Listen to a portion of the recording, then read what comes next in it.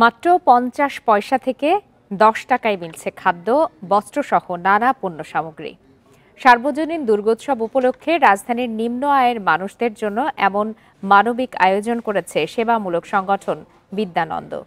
রাজধানীর রমনা কালী মন্দির প্রাঙ্গণে সপ্তাহব্যাপী চলছে এই ব্যতিক্রমী ১০ টাকার পূজার বাজার। বান্ডেল থাকলে প্রতি সেনমানিতে টাকা বাঁচবে। বিকাশ সেনমানি বান্ডেল কিনে জিতুন প্রতি লেনদেনে। আগামী ২৮ সেপ্টেম্বর থেকে শুরু হচ্ছে শারদীয় দুর্গাপূজা। এরই মধ্যে শুরু হয়েছে উৎসবের আমেজ। তবে রাজধানীর ঐতিহ্যবাহী রমনা কালী মন্দিরে এক ভিন্নধর্মী বাজারের আয়োজন করেছে সেবামূলক সংগঠন বিদ্যানন্দ, যেখানে মাত্র ১০ টাকার টোকেন সংগ্রহ করে কেনাকাটা করতে পারছেন সব ধর্মের মানুষ।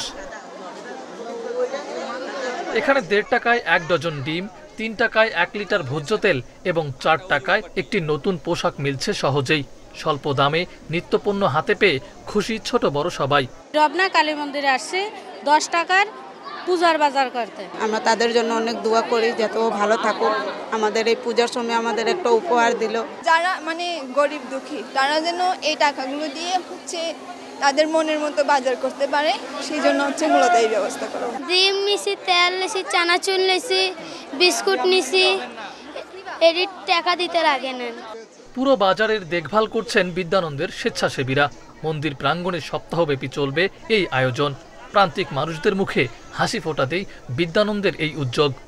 নিম্নবিত্ত পরিবারগুলোতে আমরা বাড়ি বাড়ি গিয়ে সার্ভে করে একটা টিকিট দিয়ে আসছি।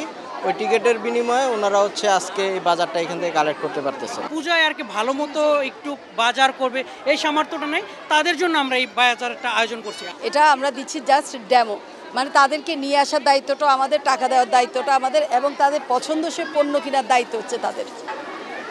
হিন্দু, বৌদ্ধ, মুসলিম, খ্রিস্টান, আদিবাসী প্রত্যেকেই ৫০ পয়সা থেকে ১০ টাকায় পাচ্ছে নানা ধরনের পণ্য সামগ্রী। পূজা উপলক্ষে বিদ্যানন্দের আয়োজন ঢাকার রমনার কালী মন্দিরকে পরিণত করেছে এক অনন্য সম্প্রীতির বন্ধনে। মাহফুজার রহমান মিলন, ইন্ডিপেন্ডেন্ট নিউজ, ঢাকা।